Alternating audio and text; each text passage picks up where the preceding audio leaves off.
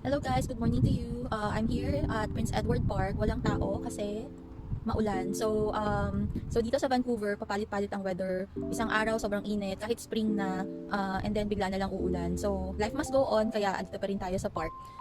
But anyway, my topic for today is to talk about our MSP and our pharmacare. So alam naman na natin what is MSP, coverage yun kung magkasakit tayo or ma-hospital tayo, and the government is gonna pay for that kasi universal healthcare nga dito sa Canada.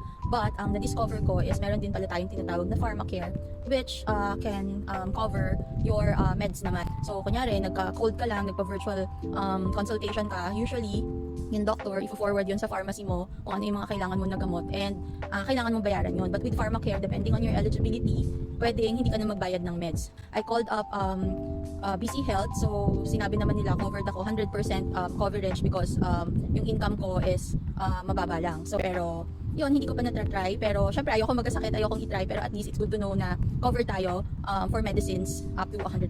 So yun lang, if you have any questions, feel free to comment and I'll answer you as far as makakaya ko. Thank you and have a good day, bye!